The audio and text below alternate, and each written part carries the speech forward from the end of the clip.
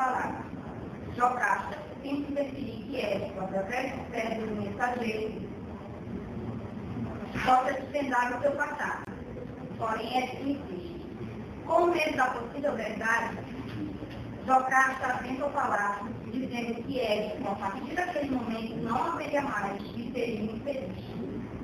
Diante do antigo cérebro de Laio, Édipo pergunta ao mensageiro se consegue reconhecê-lo como o mesmo pastor que entregara uma criança, o que é confirmado pelo mensageiro. Édipo então segue uma série de perguntas ao Édipo, que se diz não lembrar do rosto do mensageiro. Então, o mensageiro já ativa sua memória, fazendo que ele começa a falar. Lembra como eram os vizinhos? Eu regressava no rebanho aos estábulos, enquanto você trazia muitas redes do lá e aos seus currais. No dia, me pegaram uma criança para que cuidasse como se fosse seu e me disse que aquela criança era agora dele. O pastor precisa negar, porém, diante da caminhada, acaba confirmando que a criança nasceu no palácio. Édipo ainda não conformado, pergunta quem era a criança, se era de algum escravo ou qualquer outra pessoa no palácio. E o verso se nega a falar, diz que naquele momento, se ele falar de algum minuto, e Édipo diz que ele já é um minuto. Então, ele acaba confirmando que a criança nasceu no palácio, que era de Laio com Jocasta. E que foi a própria Jocasta que mandou matar a criança por receio de morar com o que dizia que o mesmo mataria o pai, e com a própria mãe teria uma prole amaldiçoada. Por piedade, viajou para longe com a criança e o entregou ao mensageiro, que o conduziria a um lugar distante de sua origem.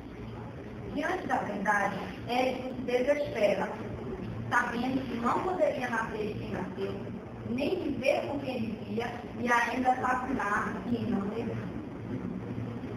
Passam alguns minutos, o criado lamenta em voz alta toda a peste que assolou a sociedade debana pelo seu rei.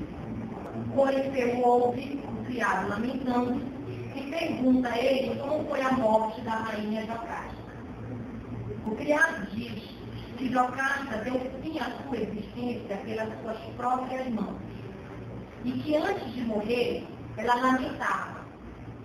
Por que ela lamentava? Porque ela casou com o filho tido de seu esposo e teve outros filhos tidos de seu próprio filho. Édipo ouve ela gritando no quarto, sai correndo pelo corredor do palácio, mas quando ele entra no quarto, ela já está enforcada. Édipo, ao ver aquela cena, sai correndo e tira um punhal. Passado o tempo, Corifeu pergunta novamente ao criado se Édipo está mais calmo. O criado disse a Corifeu que ele foi até o quarto falar, querendo falar com Édipo.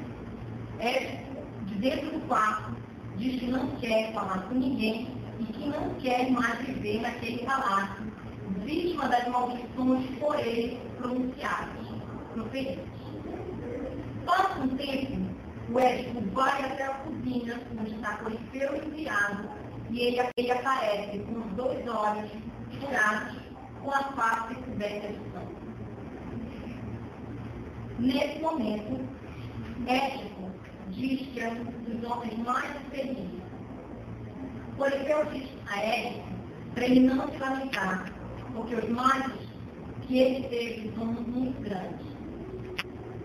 Édipo pede a Corifeu para levar ele para fora do palácio. Corifeu diz a Édipo que era melhor ele ter morto do que passar a vida séria. E Édipo diz a Corifeu que jamais mataria o seu próprio pai e que nunca se casaria com a sua própria irmã.